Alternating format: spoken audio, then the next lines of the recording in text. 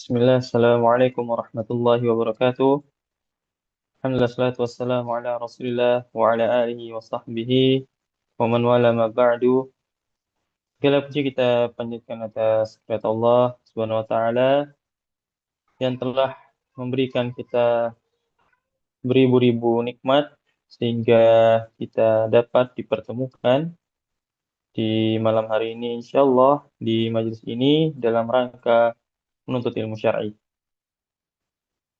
Salam serta salam tak lupa kita panjatkan kepada junjungan kita baginda Nabiullah Muhammad Sallallahu Alaihi Wasallam beserta keluarga beliau, pada istri-istri beliau, kepada tiga generasi terbaik, pada para sahabat, tabi'in, tabi'ut tabi'in, serta kepada umat-umat beliau yang selalu mengikuti sunnah-sunnah beliau hingga akhir hayatnya. Baik, jamaah kajian Bumiku Mengaji yang semoga dirahmati Allah. Insya Allah pada malam hari ini kita akan kembali melanjutkan kajian rutin kita, yang mana kita mengkaji kitab Bulughul Maram, dan kita masuk di pembahasan ke-11 dalam pembahasan zikir dan doa. Insya Allah kajian kita pada malam hari ini akan dibersamai oleh beliau guru kita Ustadz Faizal Mistah Hafizullah Ta'ala. Sebelum kajian dimulai, seperti biasa kami selalu mengajak pada jamaah untuk bisa men-share informasi kajian-kajian yang diselenggarakan oleh Bumiku Mengaji pada keluarga maupun rekan-rekan dari jamaah. Semoga apa yang jamaah share nantinya bisa membuahkan pahala, membuahkan amal jariah untuk jamaah sekalian. Kemudian kami juga mengajak kepada jamaah untuk memperbarui niatnya di dalam belajar, memperhatikan adab-adabnya di dalam majelis, walaupun kita berada di majelis online, secara online. Kami harapkan bisa memperhatikan adab-adabnya, tidak disambi dengan hal-hal lain, tidak disambi dengan makan, ataupun pekerjaan lainnya. Kemudian kami juga mengajak kepada jamaah untuk mempersiapkan alat tulisnya sehingga bisa mencatat materi yang nantinya akan disampaikan oleh Ustadz. Kemudian insya Allah jika nanti waktu mencukupi, kita akan buka sesi tanya jawab sehingga kepada jamaah yang nanti hendak bertanya bisa langsung mengajukan pertanyaan dengan raise hand terlebih dahulu atau bisa menuliskan pertanyaannya di kolom chat. Bagi jamaah yang butuh privasi berkaitan dengan pertanyaannya nanti bisa langsung dikirimkan kepada MC.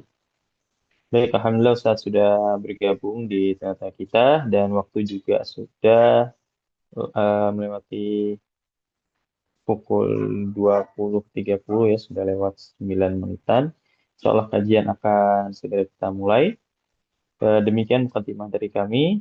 Langsung saja kepada Ustadz Faizal Mistah. Waktu kami persilahkan. Falyatafadhal masykurah. بارك الله فيكم وجزاكم الله خير شيخ محمد صفي حفظك الله تعالى. بسم الله الرحمن الرحيم. السلام عليكم ورحمة الله وبركاته. الحمد لله رب العالمين والصلاة والسلام على نبينا محمد وعلى آله وصحبه أجمعين. أشهد أن لا إله إلا الله وحده لا شريك له وأشهد أن محمدا عبده ورسوله صلى الله عليه وعلى آله وصحبه وسلم. أما بعد، اللهم علمنا ما ينفعنا وانفعنا بما علمتنا وزدنا علما.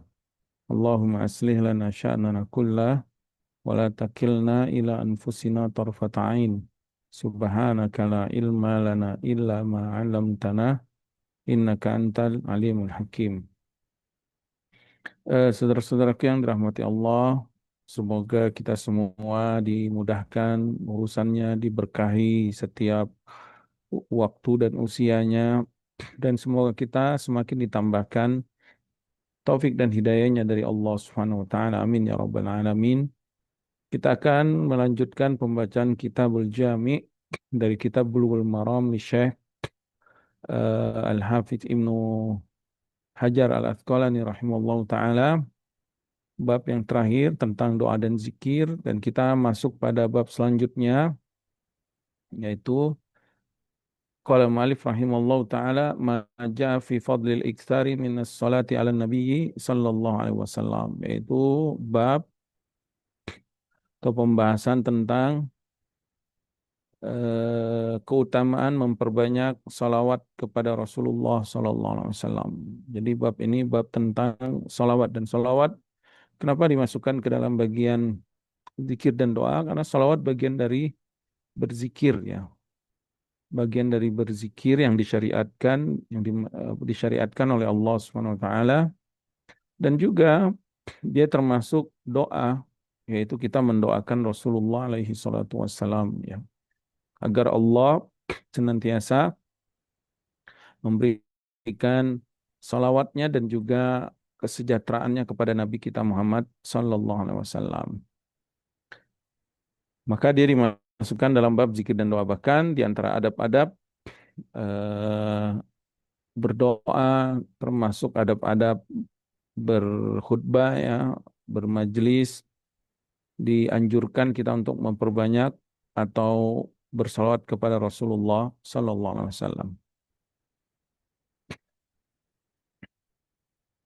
Adapun kenapa kita harus bersalawat? Naam ya, sudah kita maklumin secara bersama bahwa Nabi kita yang mulia sallallahu alaihi wasallam adalah manusia yang paling paling berjasa dalam kehidupan umat manusia ini, dalam eh, memperkenalkan hamba kepada Robnya dan mengajarkan umatnya agar dekat kepada Robnya, kepada Allah Subhanahu Wa Taala.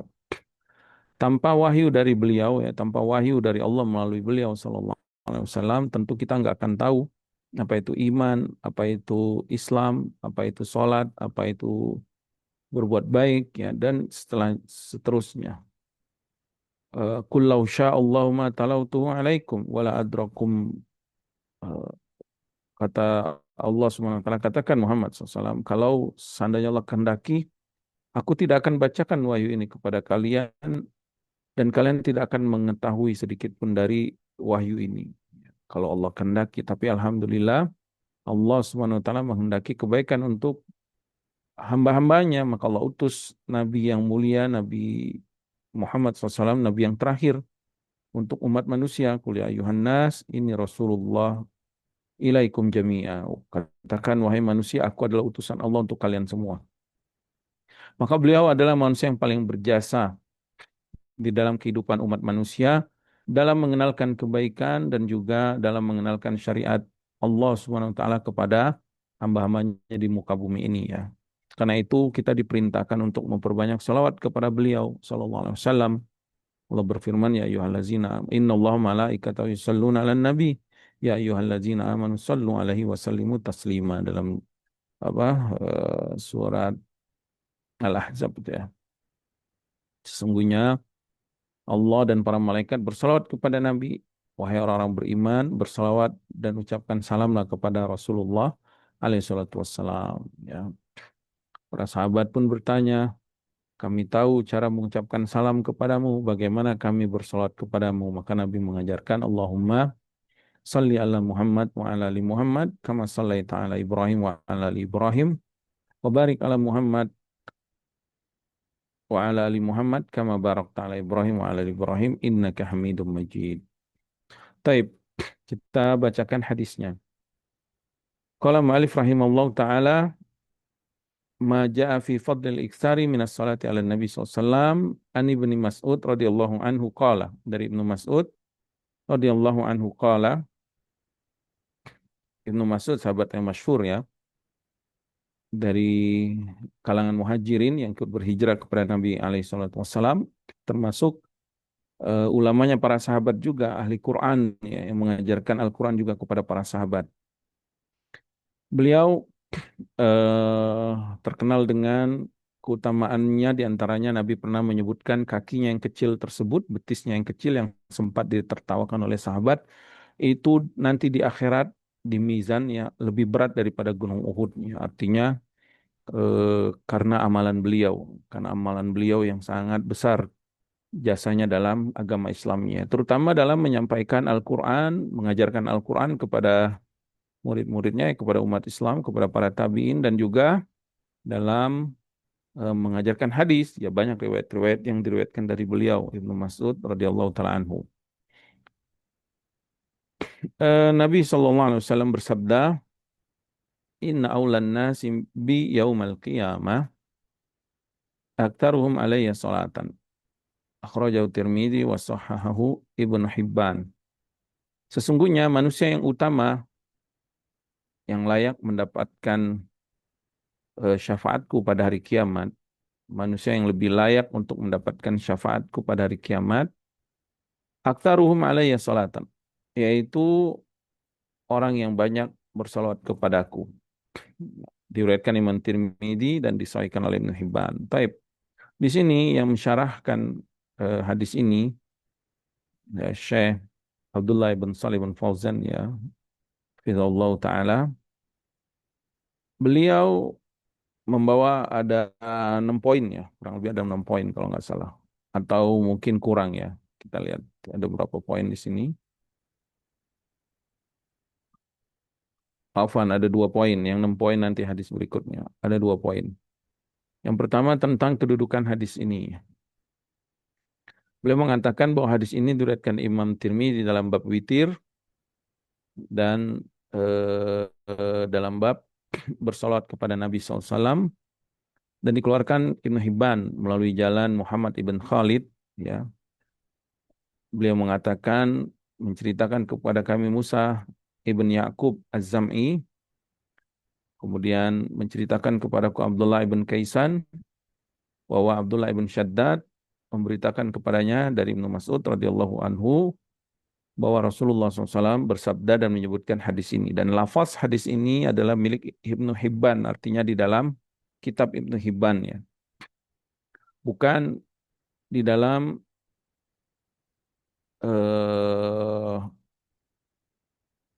Imam Tirmidzi ya. Bukan dalam kitab Imam Tirmidzi. Kenapa? Karena lafaz inna itu tidak ada di dalam kitab Imam Tirmidzi, adanya di dalam Sahih Ibnu Hibban ya. Taib. Kemudian beliau menjelaskan tentang kedudukan hadis ini ada kelemahan.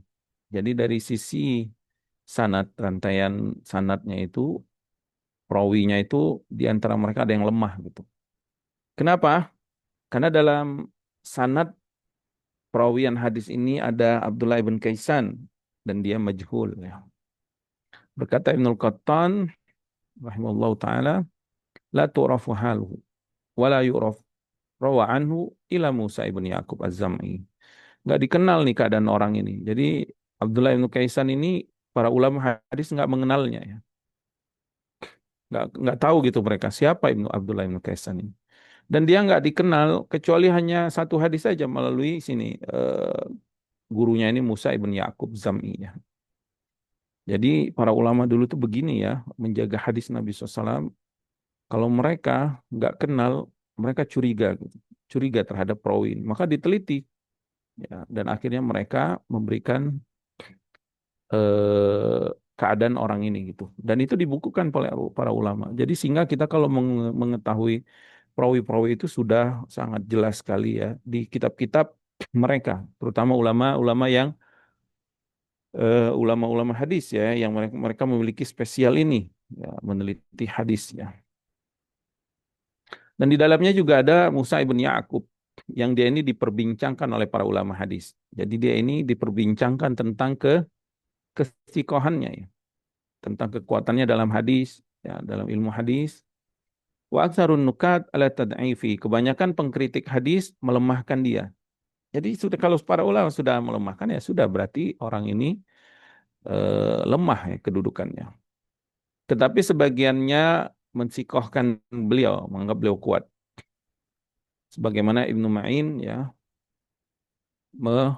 mengsikohkan beliau. Berkata Abu Daud, Salih, berkata Ibnu Adi, la ba'sa bihi indi. Ya, jadi sebagian ulama menganggap beliau ini sikoh, tapi kebanyakan pengkritik hadis melemahkan dia.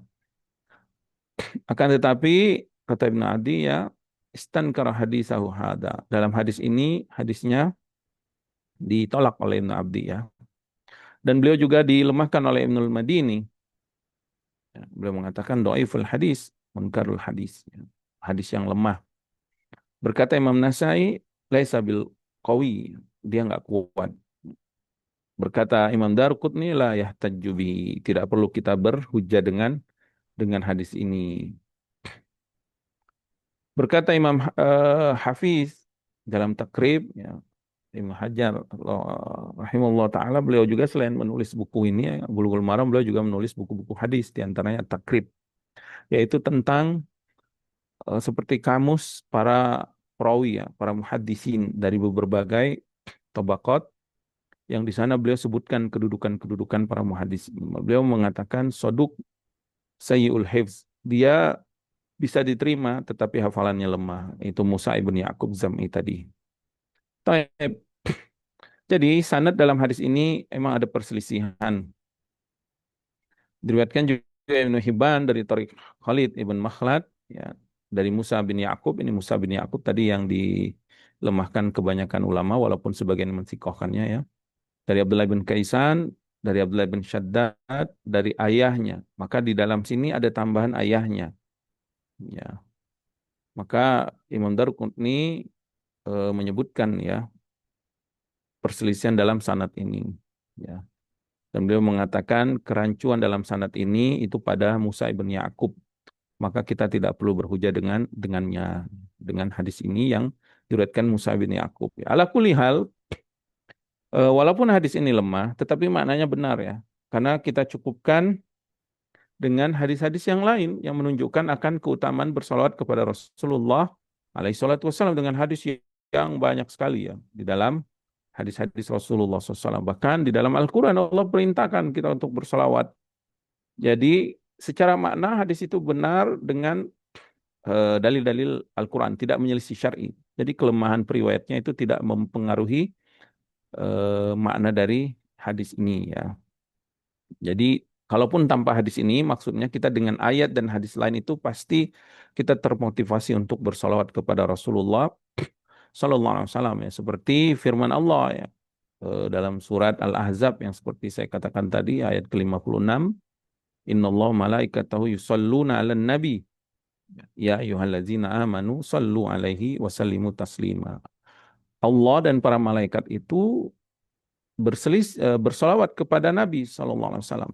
Salawat dari Allah maksudnya Allah memuji beliau di hadapan semua para malaikat yang muqarrabin ya, yang dekat dengan Allah. Dan Allah merahmati beliau, mengampuni dosa beliau yang telah lalu dan yang akan datang. Itu salawat dari Allah, kemuliaan dari Allah, pujian dari Allah. Salawat dari para malaikat kepada Nabi itu mohon permohonan ampun dan rahmat kepada Nabi SAW, ya, kepada Allah.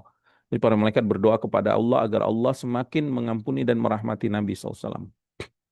Adapun salawat dari kita, maka kita memohon kepada Allah agar Allah memberikan kesejahteraan dan juga rahmat ya, kepada Nabi kita Muhammad SAW. Jadi ini doa juga, doa kita kepada Allah agar bersolawat kepada Nabi, dan sekaligus ini ibadah kita sendiri. Ya, dari sisi isinya itu kita berdoa, dan dari sisi perbuatannya ketika kita bersolawat itu adalah zikrullah, bagian dari zikrullah yang disyariatkan. Ya. Jadi kita mendapatkan pahala dari solawat tersebut. Di dalam riwayat Muslim ya dari Abdullah ibn Amr ibn As radhiyallahu taala anhuma, bahwasanya beliau mendengar Nabi SAW pernah bersabda, jadi tidak sami'tul muazzin, kalau kalian mendengar azan, faqulu misla ma yaqul, jawablah seperti apa yang diucapkan oleh muazzin. Jadi kalau muazzin Allahu Akbar, kita jawab Allahu Akbar, Allahu Akbar. Kemudian muazzin bilang asyhadu an la ilaha illallah, kita jawab asyhadu an la ilaha illallah. Muazzin mengatakan asyhadu asyhadu anna Muhammadar Rasulullah, kita jawab asyhadu anna Muhammadar Rasulullah. Hayya 'alas shalah, kita jawab dengan la haula wala quwata illa billah. Hayya 'alal falah, la haula wala quwata illa billah. Sampai la ilaha illallah, kita jawab juga la ilaha illallah. Kemudian kata Nabi SAW, summa sallu alayya.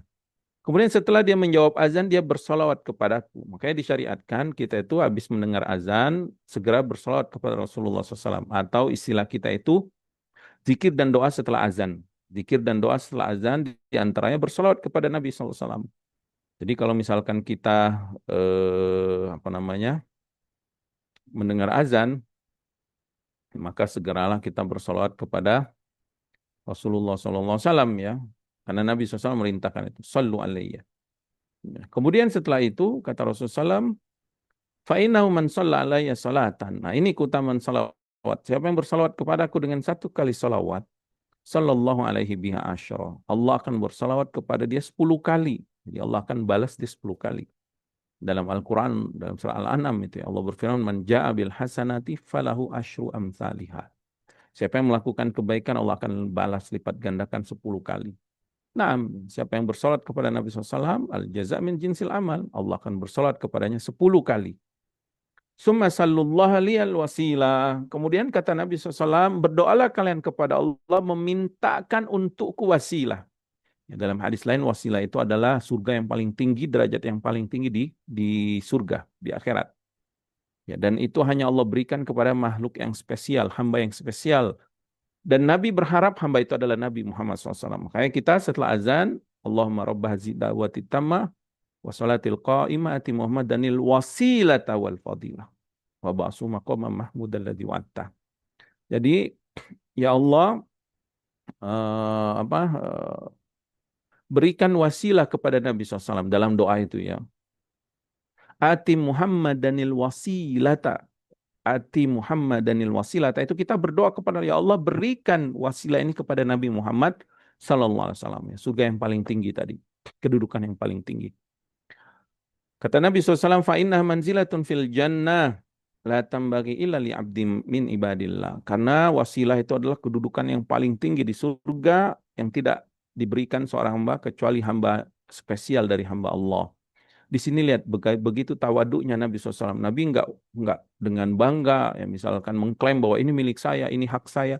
Bahkan Nabi mau menyuruh umatnya untuk berdoa kepada Allah agar Allah memberikan wasilah kepada Nabi SAW. Dan layak ya bagi Nabi SAW meminta kepada umatnya untuk mendoakan beliau. Karena beliau hamba Allah. Beliau tidak memiliki surga, tidak memiliki perbendaharaan Allah. Beliau utusan Allah. Ya. Untuk mendapatkan kemuliaan yang tinggi di surga pun beliau memerintahkan kita untuk berdoa kepada Allah. Ini pentingnya tauhid.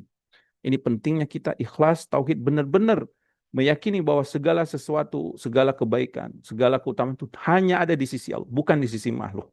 Bahkan Nabi kita yang mulia sallallahu alaihi wasallam mengajarkan kita untuk berdoa kepada Allah memintakan wasilah untuk beliau sallallahu alaihi wasallam. Kemudian Nabi SAW bersabda, warjuan aku ana huwa, aku harap hamba yang Allah berikan wasilah itu adalah aku. Faman sa'ala liyal wasilah. Kata Nabi SAW, siapa yang berdoa memohonkan untukku wasilah, halat lahu syafa'ah. Maka layak bagi dia mendapatkan syafaatku pada hari kiamat. Ini di antara keutamaan doa setelah azan. Kita mendapatkan syafaat Nabi SAW, yaitu bersolawat dan doa setelah azan. Jadi kelemahan hadis ini tidak mengurangi makna dari hadis ini ya. Ya, jadi dalam hadis ini kan Nabi mengatakan manusia yang paling utama mendapat syafaatku pada hari kiamat, yang paling banyak bersolat kepadaku. Dalam hadis riwayat Muslim tadi dari Abdullah bin Amr bin As disebutkan bahwa siapa yang bersolat kepada Nabi setelah dengar azan, kemudian berdoa Allahumma rabb hazihi da'wati tamma wa salatil qa'imah ati Muhammadanil wasilata wal fadilah dan seterusnya, maka kata Nabi halat lahu syafaat, dia akan mendapatkan syafaatku. Ya, halat lahu syafaat artinya automatically ya, dia akan dapat syafaatku. Ya, subhanallah, makanya penting kita untuk menjawab azan ya. Menjawab azan itu nggak susah kok. Dengerin azan, kita jawab, kita doa. Kita nggak perlu mengeluarkan uang ratusan ribu, jutaan. Kita nggak perlu juga mengeluarkan tenaga yang kuat. Cukup laki-laki segera ke masjid, atau dalam perjalanannya sambil dengar azan, habis itu dia berselawat, habis itu dia nanti di akhirat dapat syafaat. Subhanallah, mudah sekali ya Islam ini untuk mendapatkan syafaat Nabi SAW. Kita nggak harus bersusah-susah menyembah makhluk ini, wow, taat sama makhluk ini, mencium kaki si fulan, si alan atau siapapun ya, nggak perlu ya. Cukup kita mengikuti sunnah Nabi, bersalawat setelah azan, salawat yang ringkas, yang mudah yang diajarkan Nabi kepada umat yang sangat mudah ya. Bahkan kita baca dalam tasyahud kita sehingga kita hafal salawat. Nggak harus dengan puisi-puisi yang dibuat oleh penyair-penyair salawat-salawat yang bahkan isinya berlebih-lebihan gulu ya.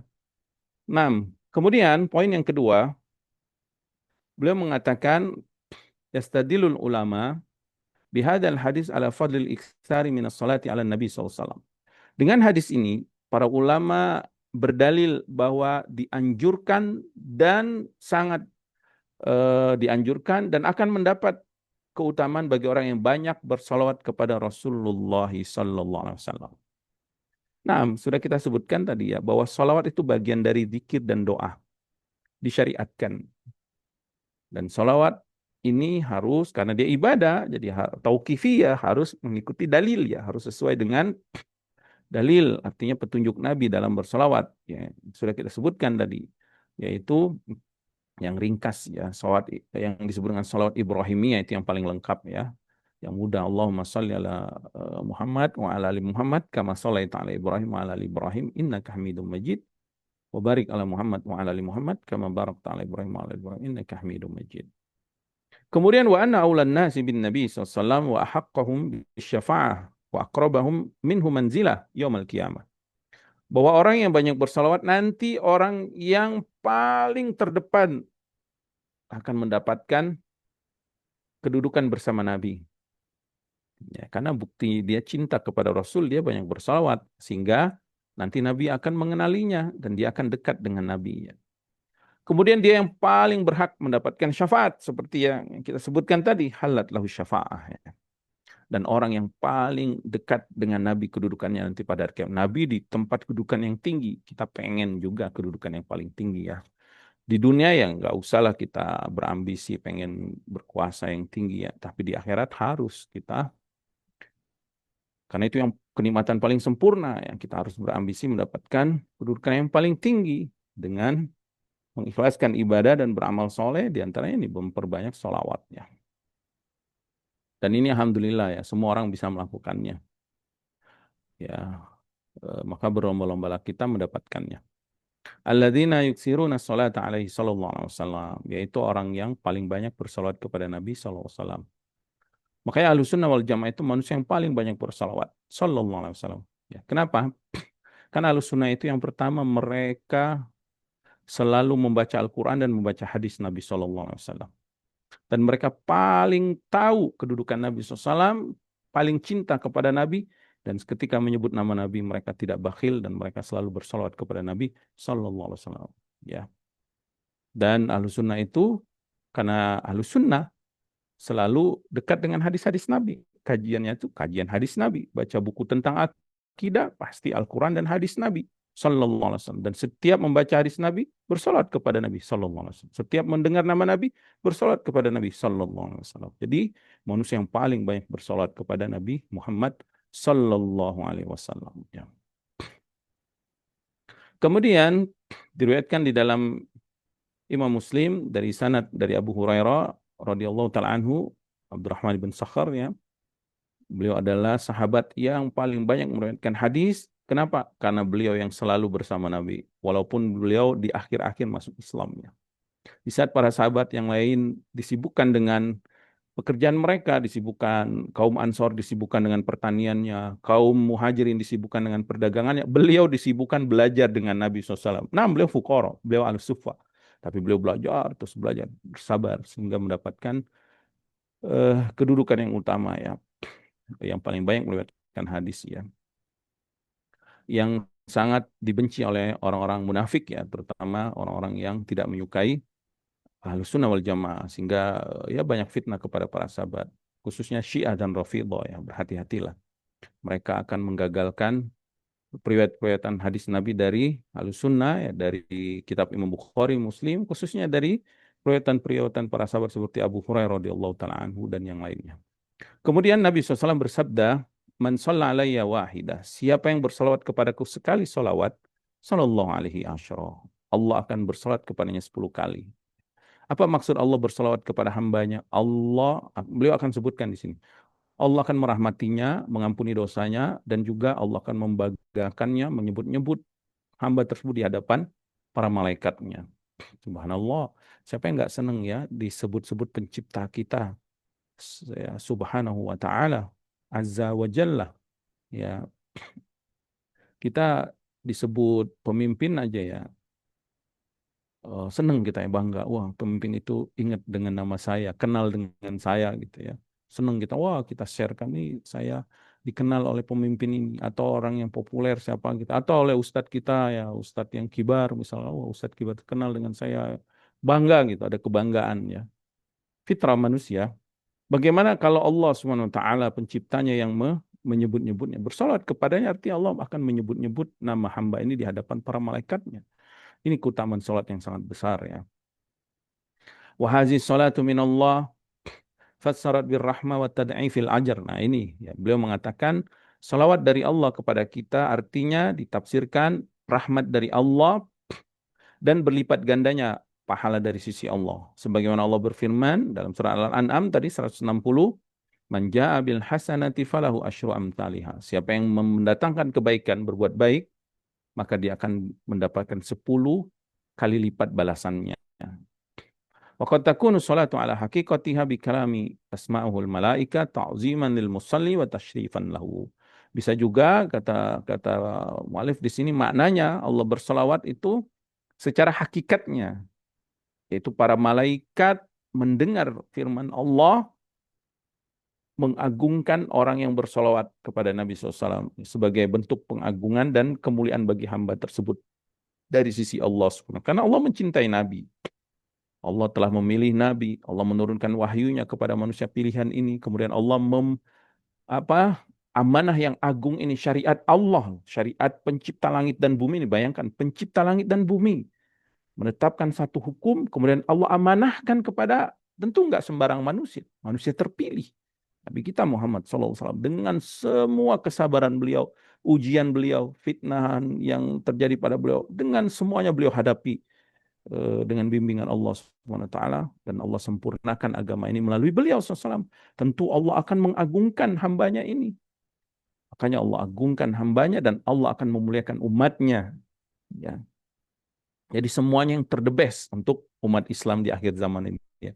Allah pilih waktu diturunkannya wahyu, waktu yang mulia, bulan Ramadan. Allah pilih nabinya nabi yang mulia. Allah pilih tempatnya tempat yang mulia, tanah yang mulia ya, di Mekah dan di Madinah.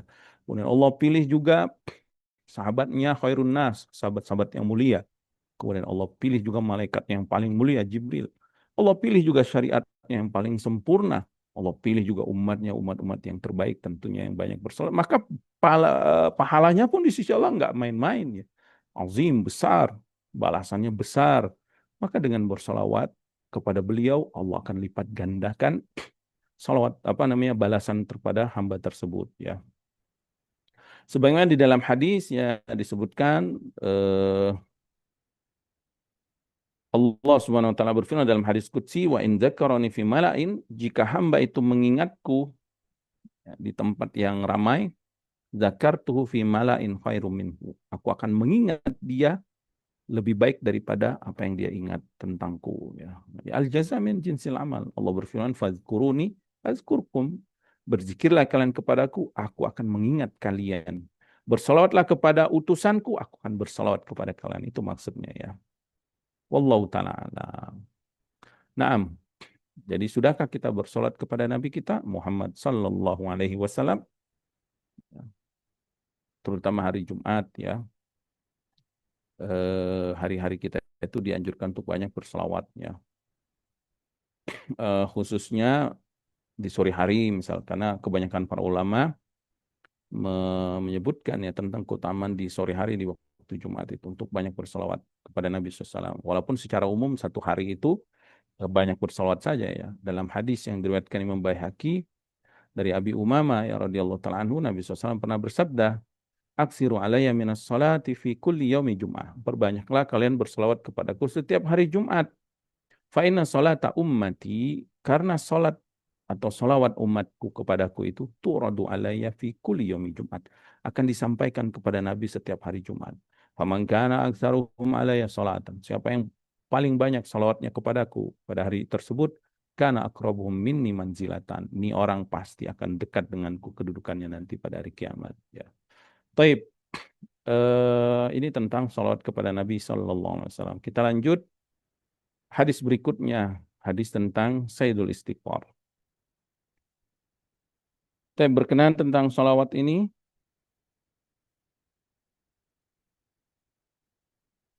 Sebelum kita masuk hadis Sayyidul Istighfar, ada yang mau ditanyakan?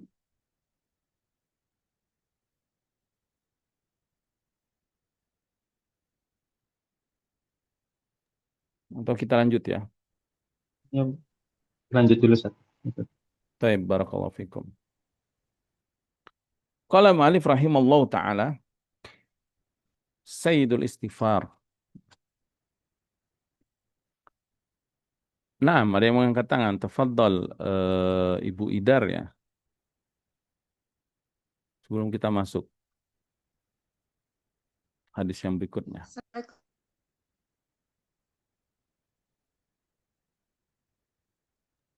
Lanjut, Bu Idar. Bagaimana dengan azan di HP yang kita aplikasi yang kita setel untuk waktu-waktu sholat? Apakah itu juga disunahkan untuk menjawabnya, Ustadz? Jawab, Itu jawab saja, aja ya, Ustadz. jawab Makasih. aja. Jawab aja. Sebenarnya ya azan itu wajib bagi laki-laki. Bagi perempuan nggak wajib. Tapi kalau perempuan mau Oh. azan ya nggak apa-apa.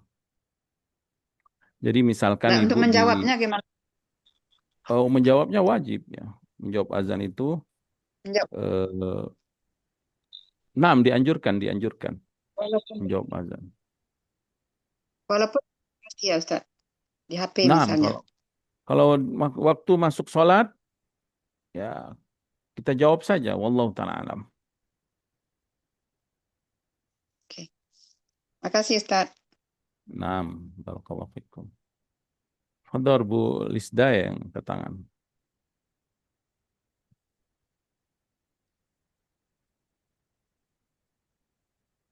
Assalamualaikum Ustadz. Waalaikumsalam warahmatullahi wabarakatuh. Kalau ketika seorang menyebutkan nama Rasulullah SAW, saya itu sering menyambutnya dengan malah Shallallahu Alaihi Wasallamnya suka kelewatan. Terus saya selalu yang menjadi rutinitas saya menjawab Allahumma sholli wa salim. Itu boleh nggak Ustadz? Boleh, maknanya benar.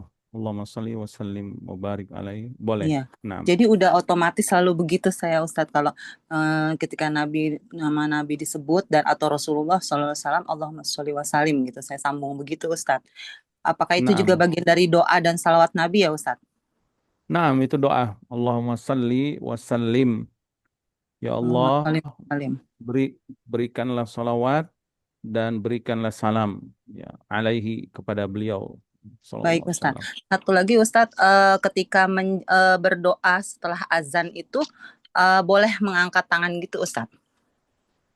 Setelah Doa salawat secara Ustadz, setelah salawat. Jadi Allahumma robba hazi da'wati tamma salatil qaim. Itu ya doa. Aku jadi lupa. Allahumma sholli. Dengan mengangkat Allahumma kedua tangan rabbah boleh Ustadz. Allahumma rabbah Allahumma zidawati robba hazi tamma. da'wati tamma. Ya, boleh sambil mengangkat tangan gitu Ustadz, boleh. Sebenarnya pembahasannya kita bahas sudah dibahas hadis sebelumnya ya. Jadi dianjurkan Oh, kita mengangkat tangan pada saat Nabi mengangkat tangan dalam berdoa dan tidak perlu mengangkat tangan pada saat Nabi tidak mengabarkan mengangkat tangan dalam berdoa. Dalam doa azan ini Nabi mengabarkan tentang doanya, tentang lafaz doanya, tentang bahkan tadi disebutkan pahalanya. Tetapi Nabi nggak dikabarkan mengangkat tangan dalam berdoa mendengar azan. Maka kita tidak perlu mengangkat tangan. Itu aja yang lebih oh, aman. Nah, baik Ustadz. Jazakallah wallahu khairan. ta'ala alam. Wa Barakallah. jazakumullah khair. Allah barik fikum. Cukup ya. Taib, kita masuk pada hadis berikutnya tentang Sayyidul Istighfar. Qala mu'alif rahimallahu ta'ala an Shaddad ibn Aus radhiyallahu anhu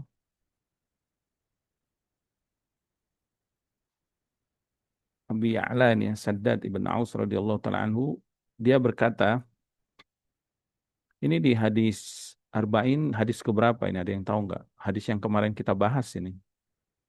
Hadis ke-17 ya. Kalau nggak salah ya tentang Innallaha katabal ihsan ala kulli syai'in. Nabi SAW bersabda, Sayyidul istighfar,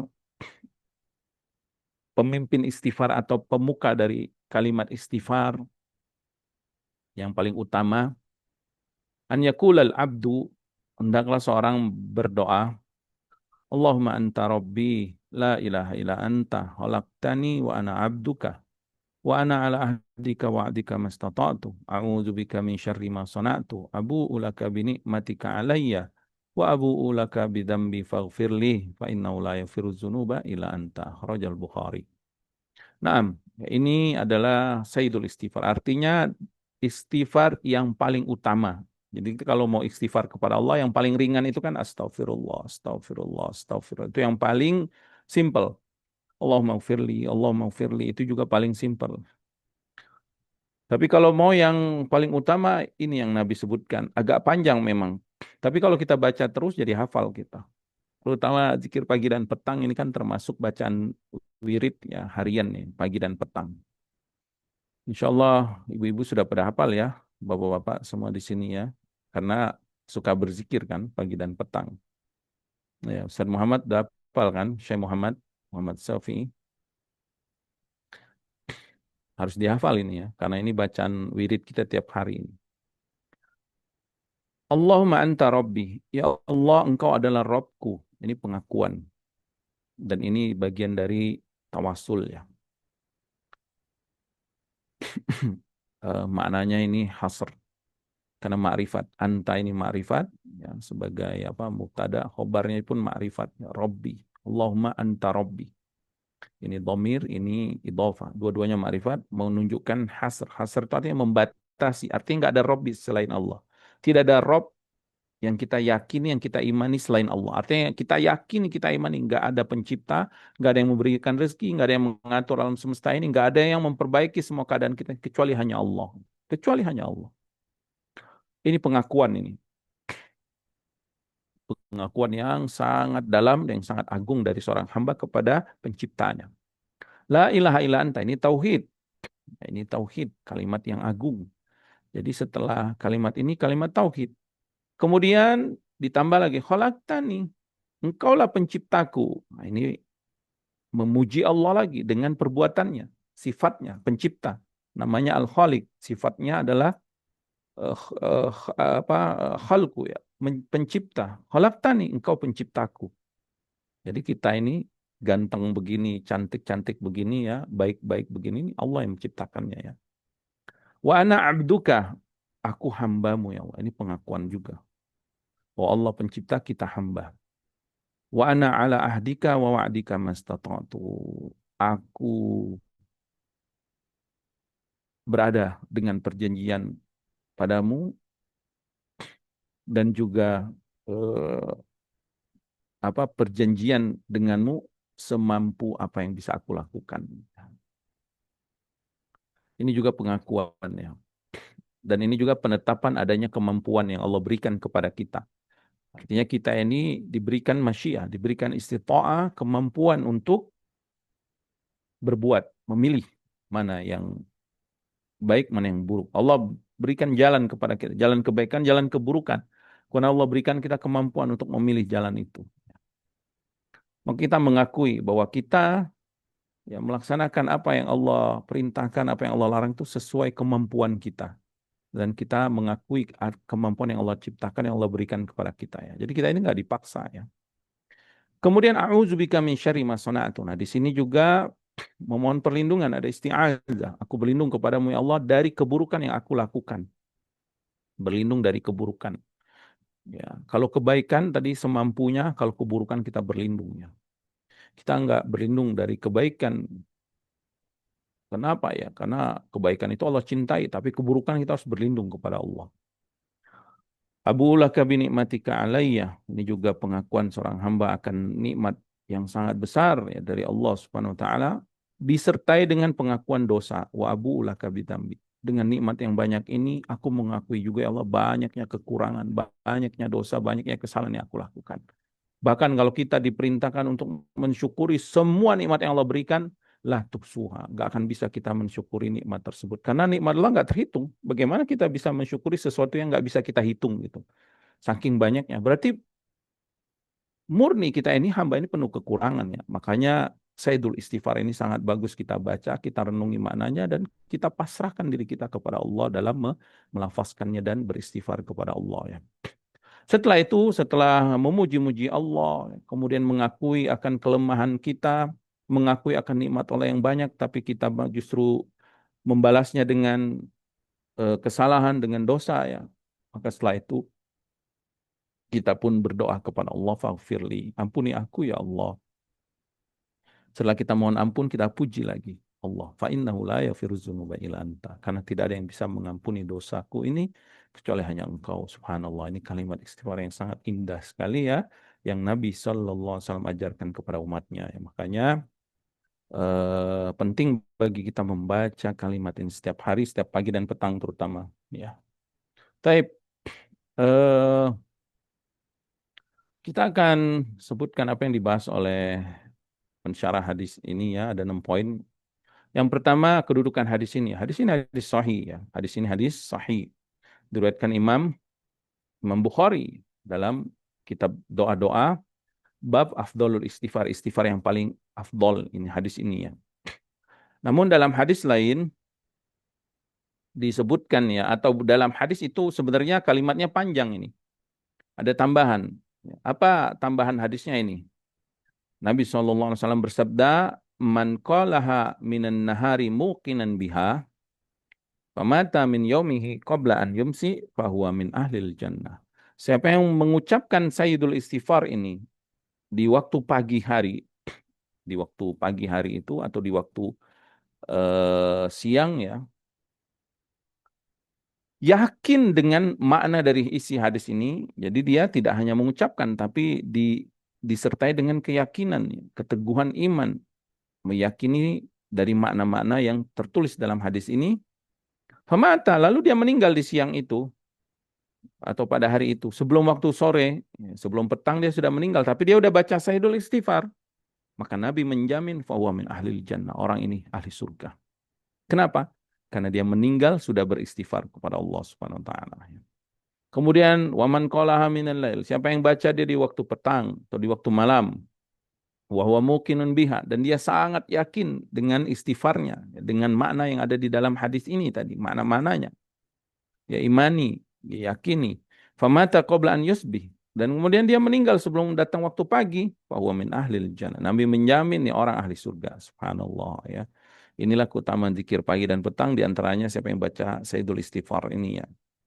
Jadi jangan luput kita membaca Sayyidul Istighfar ini. Jaminan dari Nabi. Kalau kita baca dengan penuh keimanan, dengan penuh keyakinan, dijamin ya ahli surga. Nabi yang menjaminnya. Sallallahu alaihi wasallam. Taib. Adapun poin yang kedua, lafaz atau syarah dari lafaz-lafaz makna dari Sayyidul Istighfar. Wah, ini penting banget ya. Apa makna Sayyidul Istighfar? Sayyid itu tuh musta'arun minar ra'is al-muqaddam ya, alladhi yasmudu ilaihi fil hawaij. Jadi Sayyid itu dalam bahasa Arab itu sesuatu yang utama, pemimpin dia, yang didepankan, yang semua rakyat, semua kebutuhannya itu tertuju hanya pada satu pemimpin. Ya. Maka di dalam hadis ini dia layak disebut Sayyidul Istighfar karena istighfar yang di dalamnya tertuju ya dari kalimat faghfirli sebelumnya itu banyak pengakuan-pengakuan tadi ya. Lafaz istighfar itu banyak ya di dalam Al-Qur'an maupun di dalam hadis Nabi SAW. Tapi yang disebut Sayyidul Istighfar adalah lafaznya ini. Dalam Al-Qur'an itu banyak istighfar seperti istighfarnya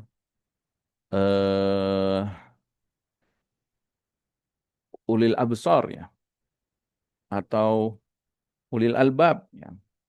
Dalam surat Al-Imran itu kan ada istighfarnya, Rabbana innana sami'na munadiya yunadiya lil imani an aminu bi rabbina wa an aminu bi rabbina Rabbana faghfir lana dzunubana wa kaffir anna sayyi'atina. Itu kan istighfar. Kemudian juga ulil absar ya, allazina yaquluna innana amanna faghfir lana dzunubana wa qina adzabannar. Atau dua terakhir ayat Al-Baqarah itu kan ada istighfaran juga ya. Faghfir lana warhamna anta maulana fansurna 'alal qaumil kafirin. Atau doanya Nabi Ibrahim alaihissalam ya. Rabbighfirli wali walidayya walil mu'minina yauma yaqumul hisab. Nah, itu istighfarnya Nabi Ibrahim, Rabbighfirli wali walidayya.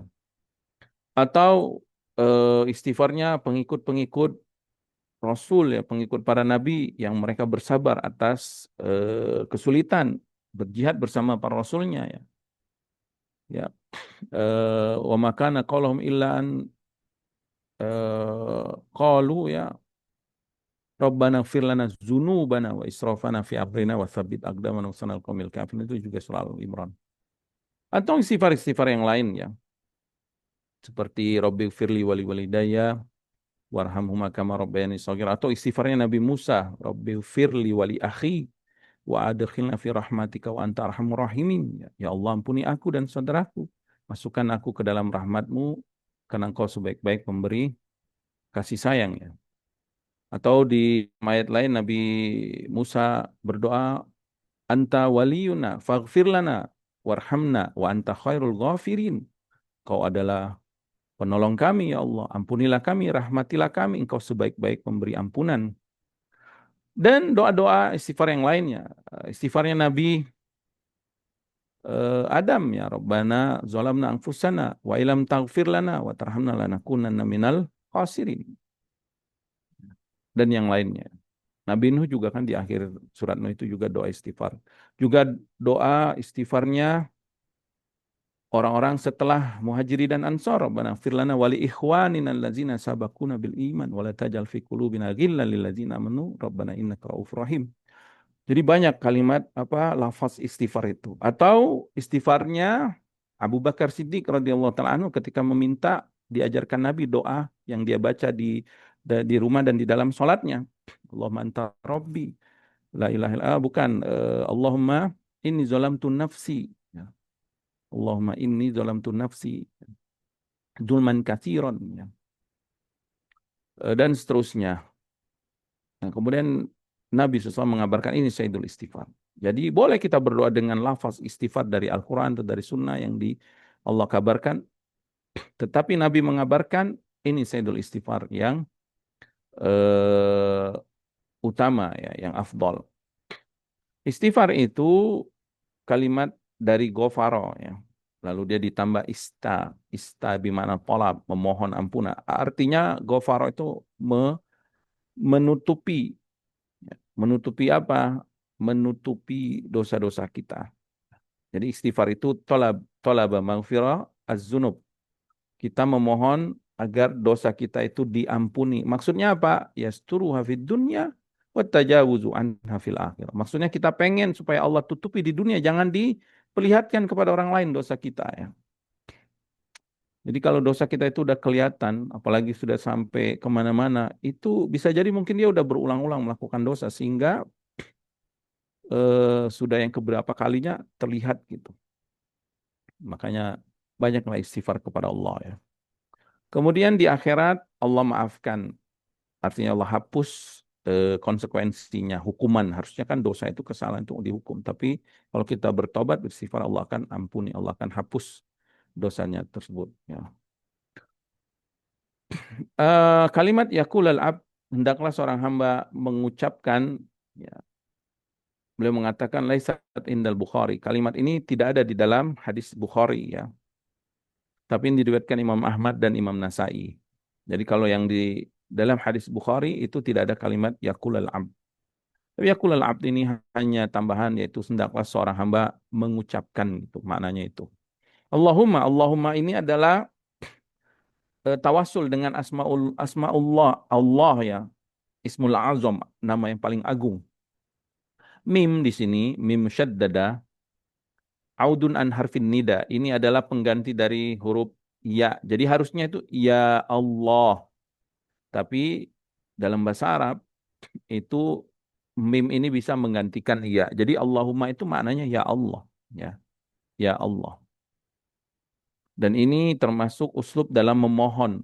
Memohon kepada Allah itu dengan kalimat Allahumma. Dan ini kalimat yang paling banyak digunakan para nabi dan rasul dalam bertawasul, berdoa kepada Allah menggunakan Allahumma ya. Kemudian anta rabbi, maknanya apa? Ai la ghairak. Artinya udah nggak ada Rabb selain Allah. Wastafidul hasr min ta'rifil musnad wal musnad ilahi. Nah, dari sisi grammar bahasanya ya. Kedudukan bahasanya ini ma'rifatnya. Domir ini domir, anta ini adalah idhofah. Kalau musnad dan musnad ilaihi, mubtada dan khobar, maksudnya ini mubtada dan khobar, kalau dua-duanya ma'rifat ini menunjukkan hasr, menunjukkan membatasi. Artinya ketika kita mengatakan anta rabbi, kita membatasi, sudah nggak ada Rabb selain Allah Subhanahu wa taala. La ilaha illa anta, ini kalimat tauhid, la ma'buda bihaqqin illallah. Khalaqtani ya, dalam nuskha ya, atau dalam cetakan lembaran yang lain ya, yang termuktamid juga, maksudnya yang bisa dijadikan pegangan, itu ada tambahan anta sebenarnya, anta khalaqtani. Jadi bisa khalaqtani, bisa anta khalaqtani ya. Jadi bisa ditambah anta atau nggak pakai juga nggak apa-apa. Jadi Allahumma anta rabbi la ilaha illa anta khalaqtani wa ana abduka, itu kan yang selama ini kita baca. Tapi kalau ada yang menambahkan anta khalaqtani, itu tidak mengapa, karena dari manuskrip yang terpercaya juga ada tambahan anta ini. Kemudian mengapa di sini didahulukan tauhid sebelum memohon ampun? Karena tauhid adalah sebab yang paling agung mendapatkan ampunan Allah.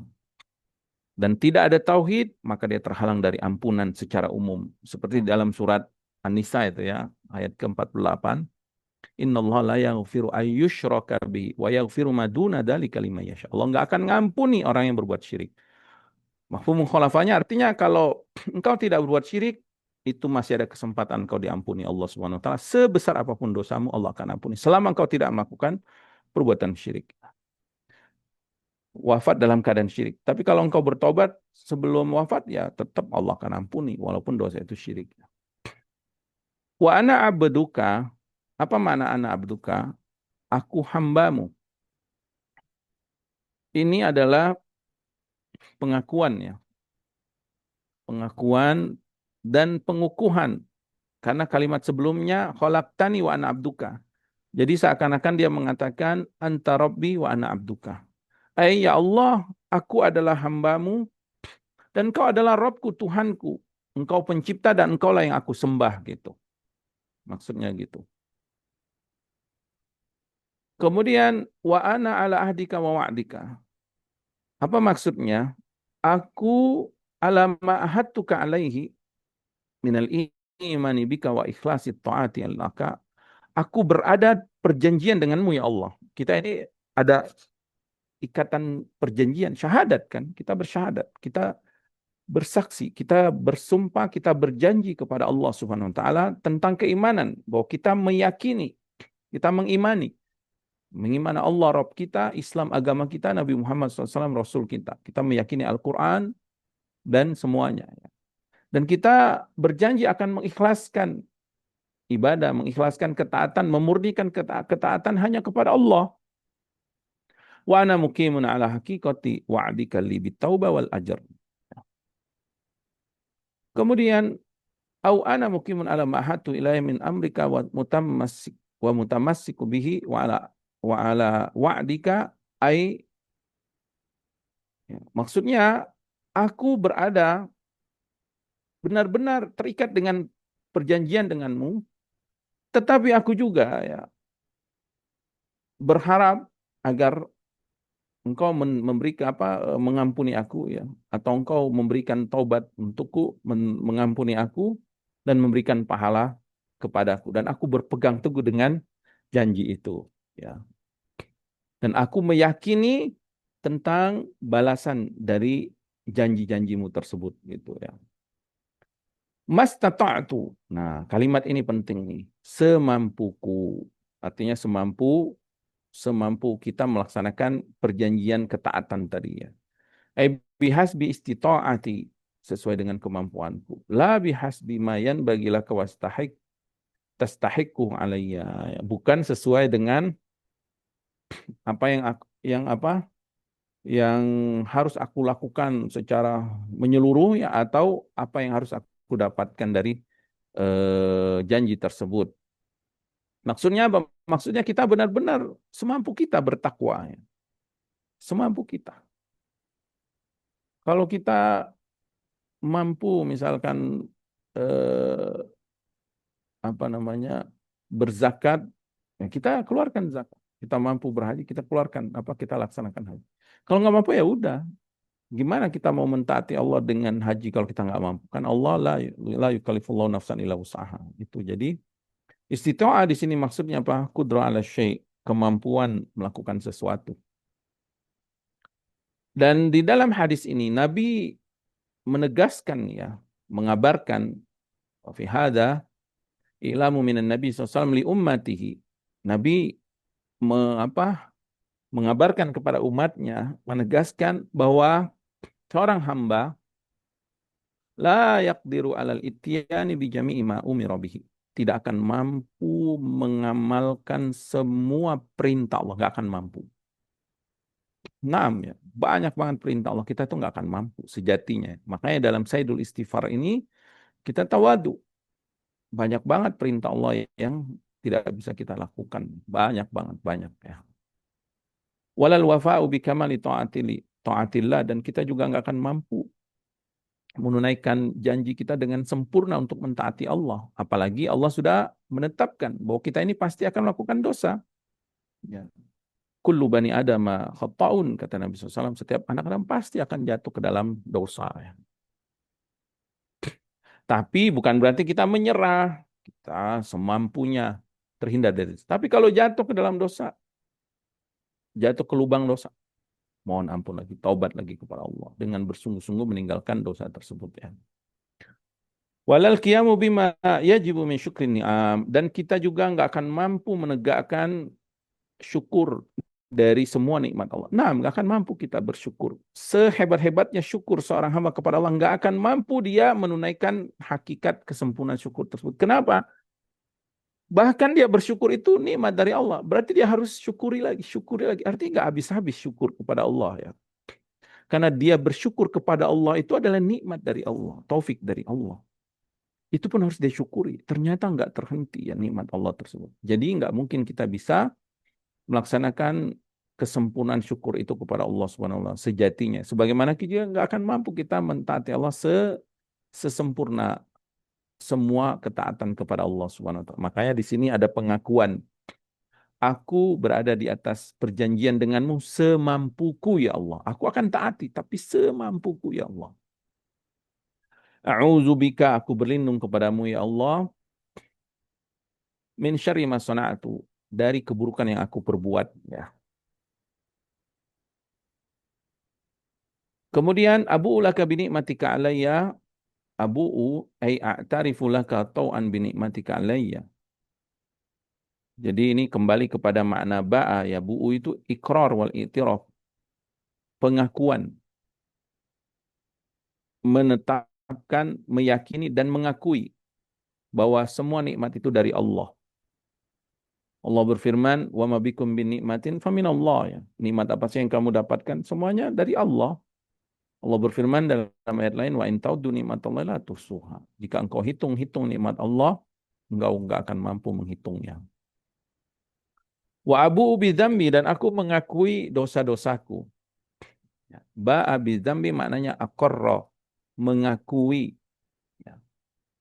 Mengakui, yaitu mengakui bahwa kita ini berdosa. Dan maknanya, ana mu'tarifun laka bi in'amika alayya alladhi yastawjibu alayya hamdan wa mu'tarifun bi dzambi alladhi yastawjibu minni istighfaran. Maknanya, abu laka bi nikmatika alayya wa abu bi dzambi, aku mengakui ya Allah semua nikmatmu yang engkau berikan kepadaku yang harusnya aku syukuri. Aku memujimu dan aku mengakui ya Allah dengan semua dosa dan kelemahan kesalahanku ini aku beristighfar kepadamu. Makanya kalimat setelahnya faghfirli, ampunilah aku ya Allah. Ya. Gufran tadi al-ghafru itu artinya satru wa taghtiya, ya, menutupi, wal maghfirah minallah satru lidzunub wa wiqayatil abdu athamuha. Ya. Dan ampunan dari Allah itu adalah Allah menutupi dosa-dosanya dan Allah menjaga hamba itu dari perbuatan dosa, dan Allah Subhanahu wa taala menghalangi dari konsekuensinya, hukumannya, dan memaafkan dengan karunia dan rahmatnya. Kemudian fa innahu la yaghfiru dzunuba illa anta, tidak ada ampunan kecuali engkau ya Allah.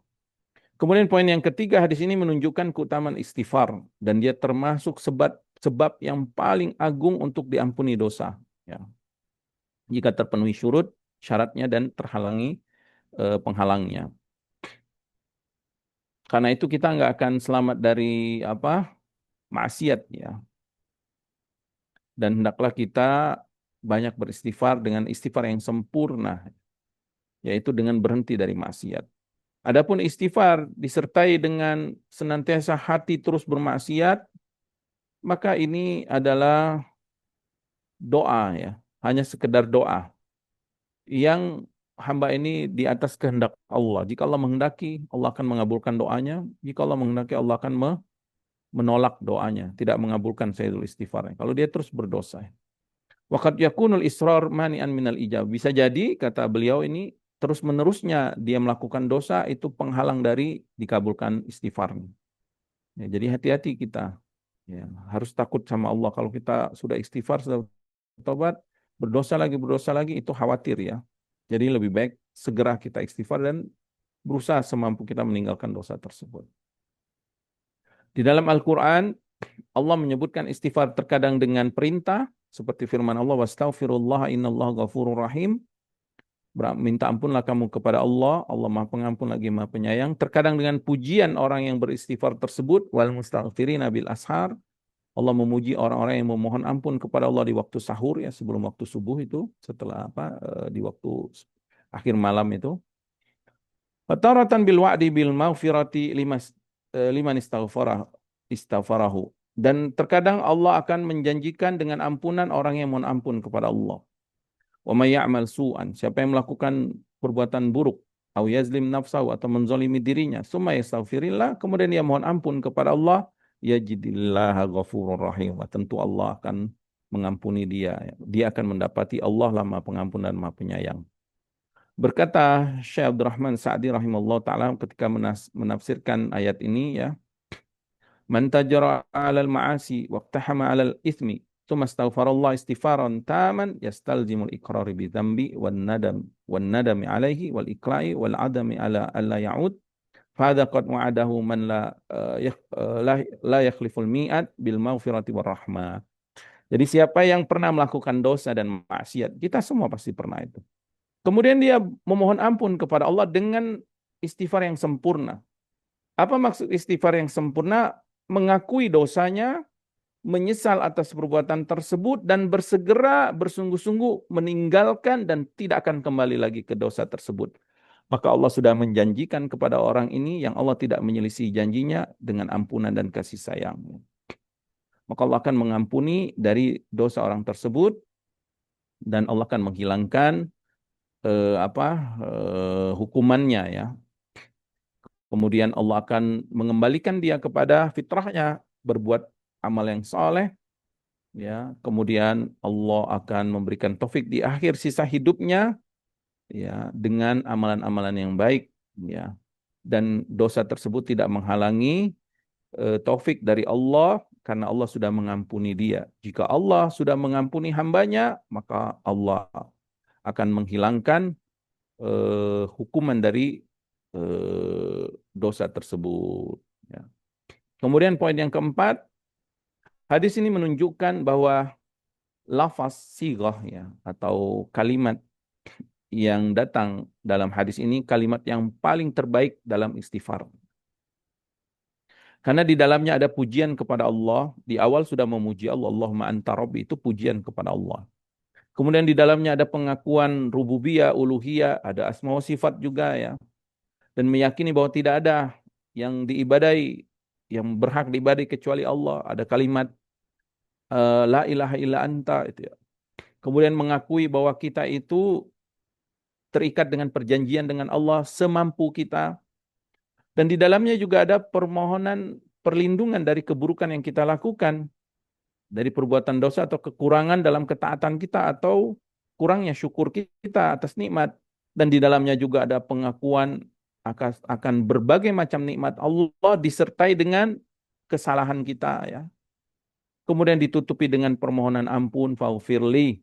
Maka Al-Imam Ibnu Rajab rahimahullah ta'ala ya, ketika membahas hadis Jami'ul Ulum wal Hikam ya, hadis ke-42 kalau nggak salah ini, tentang hadis Anas bin Malik ya, ma Daud tentang hadis qudsi itu. Kata Ibnu Hajar rahimahullah ta'ala, afdalu anwa'il istighfar, yang paling utama dari jenis-jenis kalimat istighfar, an yabda'al abdu bis-sana'i ala rabbih. Yang paling utama adalah seorang hamba memulai dengan memuji Allah. Summa yusni bil i'tirafi bi dzambi, kemudian dia memuji Allah dengan mengakui dosa-dosanya. Summa yas'alullah al-maghfirah, setelah itu baru dia minta ampun kepada Allah. Jadi yang paling afdal urutannya nih kalau kita mau mohon ampun sama Allah, pertama puji Allah dengan nama-nama dan sifat-sifatnya. Setelah itu akui dosa kita. Setelah itu baru kita mohon ampun kepada Allah. Tentu yang paling afdal tadi Sayyidul Istighfar ini ya. Kemudian yang kelima, hadis ini juga ada pengakuan akan nikmat Allah yang banyak atas hambanya. Karunia dan kebaikan Allah itu banyak banget. Tetapi di dalamnya juga terkandung harus mensyukuri yang memberikan nikmat Allah Subhanahu wa taala. Ya, karena di antara salah satu cara agar kita bisa pandai atau pandai mensyukuri itu ya, kita mengakui atas nikmat tersebut. Sehingga apa? Kita tidak ujub, tidak sombong, tidak merasa harusnya memang saya dapat ini karena saya gitu, atau karena kolega saya, atau karena ilmu saya. Jadi sebab yang paling agung untuk bisa mensyukuri nikmat adalah mengakui nikmat itu datangnya dari siapa? Dari Allah. Dan di antara caranya juga adalah kita mengakui, menampakkan kelemahan kita dalam mensyukuri nikmat dan kelalaian kita atas nikmat tersebut. Karena nikmat Allah sangat banyak. Wa in ta'uddu nikmatallahi la tuhsuha, An-Nahl ayat 18. Wa hadza yufidu annahum lan yaqumu bisyukri 'alal wajhil matlub. Dan hadis ini menunjukkan ya, kalimat tadi pengakuan akan nikmat yang banyak tapi kita selalu berdosa, menunjukkan bahwa hamba nggak akan mampu mensyukuri nikmat Allah dengan sempurna atas semua nikmat yang Allah berikan. Makanya kita selalu istighfar. Lianna man la yuhsin nikmatallahi alaih kaifa yaqumu bisyukrika. Karena kalau nggak bisa dihitung nikmatnya, gimana kita tahu mensyukurinya gitu. Gimana kita mau mensyukuri dari nikmat tersebut? Gimana kita mau membalas gitu atas kebaikan-kebaikan yang diberikan kepada kita. Kalau kita nggak tahu kebaikannya itu saking banyaknya. Dan di dalamnya juga ada pengakuan dosa yang mengharuskan seorang hamba istighfar. Berkata Syekhul Islam Ibnu Taimiyah rahimahullah taala, mata syahidal abdu hadainil amrayni istiqamat lahul ubudiyah. Siapa saja seorang hamba bisa melakukan dua hal ini, yaitu tadi ya, mengakui nikmat dan mengakui dosa, maka hamba ini akan lurus ubudiyahnya, ibadahnya. Jadi Bapak Ibu yang dirahmati Allah, kita itu dalam beribadah itu harus selalu hadirkan dua perasaan ini, yaitu pengakuan akan banyaknya nikmat, yang kedua pengakuan akan lemahnya kita dan banyaknya dosa kita di hadapan Allah. Kemudian selain dia akan mendapatkan istiqomah dalam ubudiyah, derajatnya akan naik tinggi dalam mengenal Allah dan keimanannya. Jadi bagaimana kita supaya makin mencintai Allah, makin mengenal Allah, makin bertambah iman kita dengan mengakui nikmat ini semua datang dari Allah, dan dengan mengakui kita ini sangat banyak kekurangan dalam mensyukuri nikmat, dalam mentaati Allah, apalagi dalam melakukan maksiat sangat banyak ya. Pengakuan yang murni ya dari seorang hamba. Jadi dia akan semakin mengenal Allah. Kemudian itu akan mengecilkan dirinya di hadapan Allah. Jadi dia nggak merasa besar lagi, nggak merasa sombong. Wa tawadhu'a li rabbih, dia tawadu di hadapan Allah. Wa hadza huwa kamalul ubudiyah. Inilah kesempurnaan ubudiyah seorang hamba kepada Allah. Dia akan terhindar dari ujub, dari sombong, dan dari keindahan amal soleh dia. Sehingga dia tidak lagi berpaling kepada perbuatan dia, tapi dia serahkan semuanya, dia kembalikan kepada pemberi nikmat, yaitu Allah, dan sekaligus dengan mengakui kekurangan dia dalam mensyukuri nikmat ya.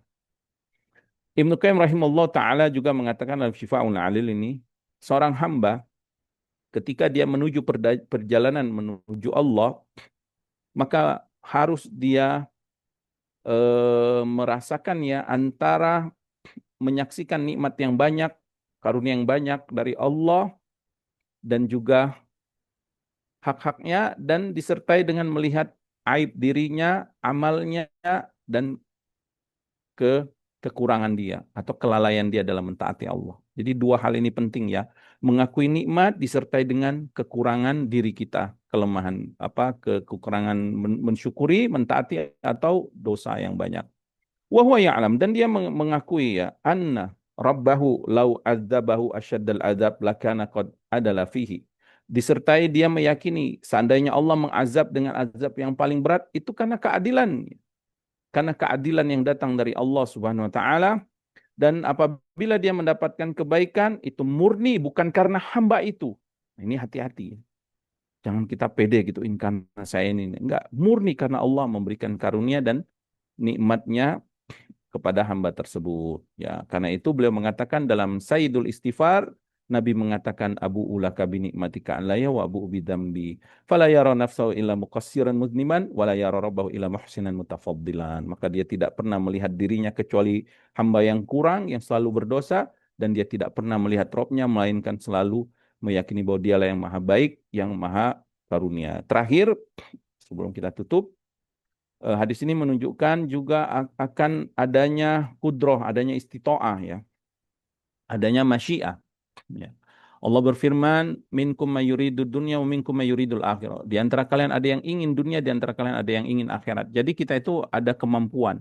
Tidak seperti yang dikatakan Jabariyah ya, yang mengatakan kita ini dipaksa, dan tidak juga seperti keyakinan Qadariyah bahwa manusia itu murni memiliki kemampuan, tidak ada campur tangan Tuhan, misalkan seperti Qadariyah. Ya. Itu semua keyakinan yang sesat dan menyesatkan. Adapun Ahlussunnah insaf ya, yaitu wasaton, tidak meyakini dirinya dirinya tidak ada campur Tuhan, benar-benar kekuatan dari dirinya, dan tidak juga meyakini bahwa murni semuanya dari kekuatan itu dari Allah dan hamba ini dipaksa, enggak. Tapi juga ada keyakinan kita diberi kemampuan. Karena dalil menunjukkan seperti itu. Allah berfirman, wa qulil haqqu min rabbikum. Katakan hak dari Rabbmu. Waman sya'ana, siapa yang ingin falyu'min, silakan dia beriman. Waman sya'a falyakfur, siapa yang ingin silakan dia kufur. Jadi Allah mengatakan siapa yang beringin, artinya kita ini punya istita'ah ya.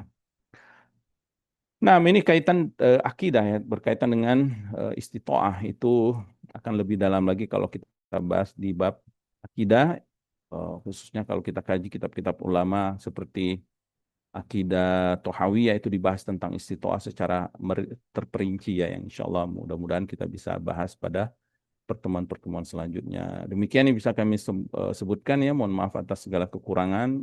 Wassalamualaikum warahmatullahi wabarakatuh. Akhir da'wana alhamdulillah rabbil alamin. Naam, tafadhal Syekh Muhammad. Baik, alhamdulillah, syukran Ustaz atas materi yang sudah disampaikan. Eh, kita buka sesi tanya jawab, Ustaz. Naam, tafadhal. Baik, kami persilakan kepada jamaah yang hendak bertanya, bisa bertanya langsung atau bisa menuliskan pertanyaan di kolom chat. Baik, sudah ada yang raise hand, kami persilakan terlebih dahulu Ibu Lisda, bisa bertanya kepada Ustaz.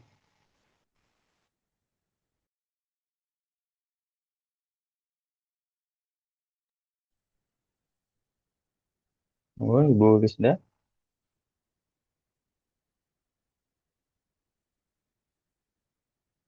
Assalamualaikum Ustadz. Bismillah. Waalaikumsalam warahmatullahi wabarakatuh. Ustadz, Ana masih bingung dengan arti yang pertama. Ana bingung dengan seringkali membaca arti yang ini Ustadz, yang tadi akan setia pada perjanjianku padamu.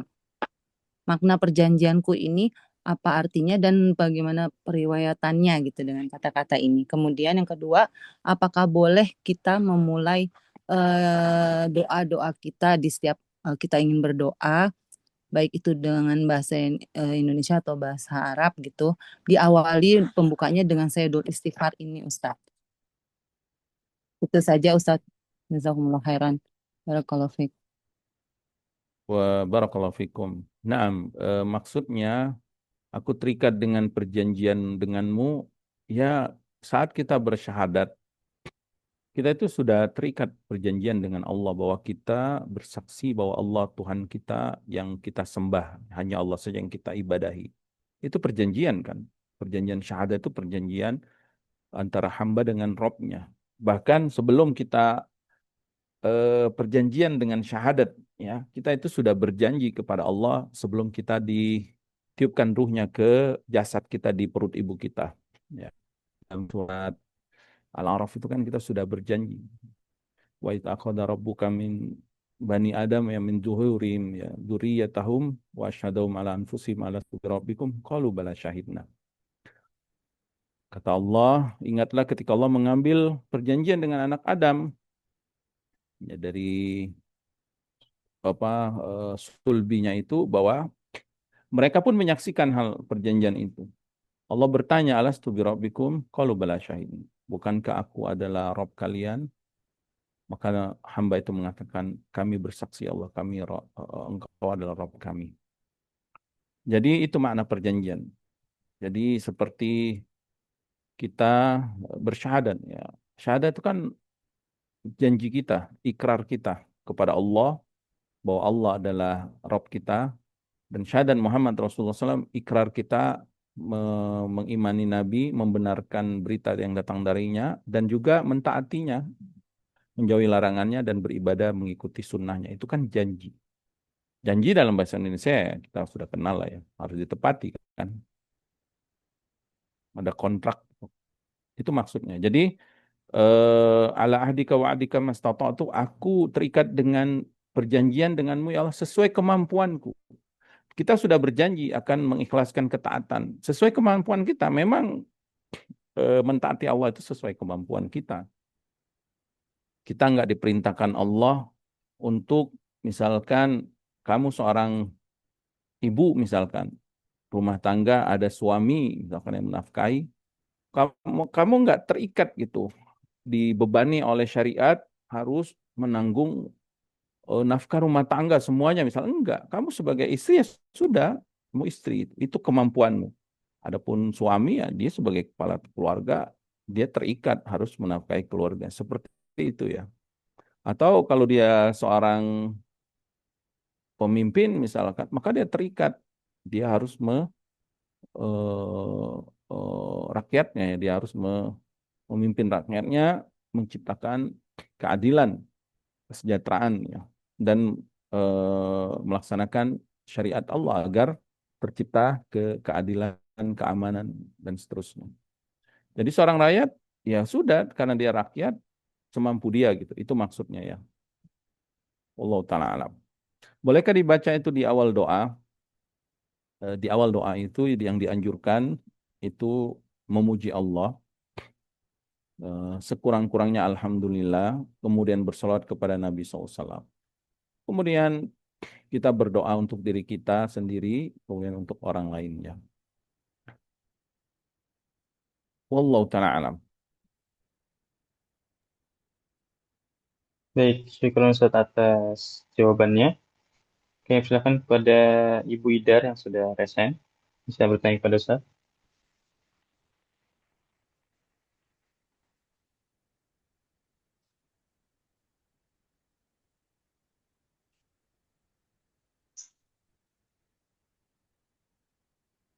Oh, Ibu Idar. Ya, oke. Assalamualaikum warahmatullahi wabarakatuh, Ustaz. Ya, saya bertanya lagi mengenai tobat, Waalaikumsalam Ustaz. warahmatullahi wabarakatuh. Nah, Mengenai tobat ini, ya sebagai manusia kita melakukan beberapa kesalahan begitu. Ada beberapa kesalahan kita yang benar-benar bertobat, menyesal dan berjanji untuk tidak mengulangi lagi.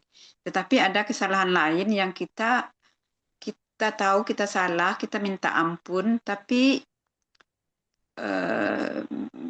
belum bisa berjanji bahwa tidak akan mengulanginya, Ustadz. Bagaimana itu?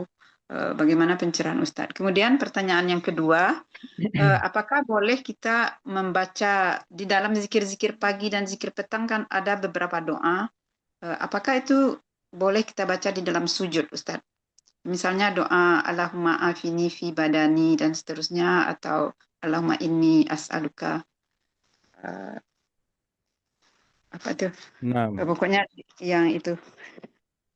Ya, apakah itu boleh dibaca dalam sujud, Ustadz? Terima kasih. baik. Barakallahu fikum.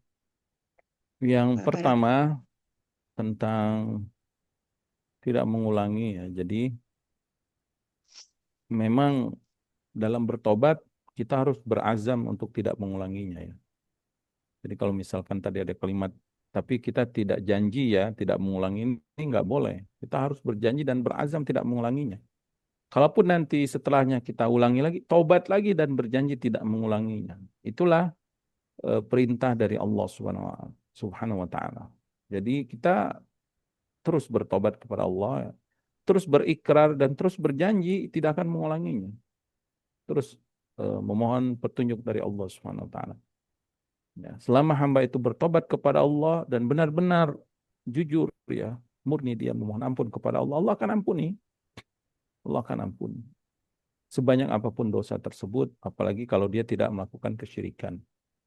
Jadi jangan kita saya nggak berani berjanji untuk tidak mengulanginya. Jangan, udah tobat ya. Kemudian benar-benar bersungguh-sungguh untuk tidak mengulangi. Kalaupun terjadi lagi, kita menangis lagi, merengek-rengek lagi, bertobat lagi kepada Allah ya, dengan sungguh-sungguh. Wallahu ta'ala Misalnya alam. ini, Ustadz. Misalnya ini, Ustadz, ada beberapa kesalahan yang memang kita udah bertobat, menyesal dan berjanji tidak mengulangi. Tapi ada yang kesalahan itu ya kita tahu bahwa kita akan terpaksa untuk mengulanginya. Misalnya saja ini yang selalu jadi masalah saya, yaitu safar tanpa mahram. Saya minta ampun, tetapi ya saya masih melihat bahwa saya mungkin masih akan melakukannya. Begitu, Ustadz. Bagaimana itu? Maka jangan kita kan nggak tahu masa depan. Kita nggak tahu masa depan. Jangan kita mendahului Allah SWT. Jangan kita yakin bahwa saya akan safar ke sana kemari-kemari. Bisa jadi besok kita meninggal. Bisa jadi sejam lagi kita meninggal. Kita nggak tahu kan. Jadi sudah, apa yang akan terjadi di masa depan, terus kita bertobat kepada Allah. Dengan meminta pertolongan, dengan jujur, dengan apa benar-benar ya, jujur, ikhlas ya Allah, aku ingin mentaati perintahmu, mentaati perintah Rasulmu. Misalkan dalam hal masalah safar, ya Allah berikan aku kekuatan, berikan aku kemampuan untuk menghindari dosa-dosa ini. Sudah ya, kita doa saja, pasrahkan semua kepada Allah dan semampu kita kita upayakan kalau tidak tidak apa tidak melakukan perbuatan tersebut. Kita upayakan. Kalau ternyata tidak lagi, kita bertobat lagi kepada Allah ya. Jadi seperti itu, wallahu ta'ala alam. Terima kasih, Ustadz. Untuk pertanyaan kedua mengenai membaca doa-doa yang ada di dalam zikir pagi petang, tetapi dibaca dalam sujud, apakah itu boleh, Ustadz? Nah, kalau kita sedang butuh permintaan kepada Allah dalam sujud kita, kemudian doa zikir tersebut benar-benar kita hayati dan kita tahu maknanya, dan untuk diri kita sendiri ya tafadhal, wallahu ta'ala alam. Terima kasih, Ustadz. Jazakillah khairan, Ustadz. Wa jazakumullah khair. Cukup ya. Baik, syukur Tafadhal atas Syekh jawabannya. Muhammad, barakallahu fikum. Sallallahu ala nabiyina Muhammad wa ala alihi wasallam. Assalamualaikum warahmatullahi wabarakatuh. Waalaikumsalam. Baik, syukur wa jazakumullah khairan Ustaz atas materi yang sudah disampaikan serta jawaban dari pertanyaan yang sudah diberikan oleh jamaah. Kami juga ucapkan jazakumullah khairan kepada jamaah yang sudah dapat hadir di kajian rutin kita pada malam hari ini. Semoga apa yang sudah saya sampaikan tadi bisa menambahkan pengetahuan pada diri kita, menambahkan hasanah keilmuan pada diri kita, sehingga bisa kita amalkan dalam kehidupan sehari-hari, serta bisa kita bagikan kepada orang-orang di sekitar kita. Baik, mari kita tutup kajian kita pada malam hari ini dengan doa kafaratul majelis.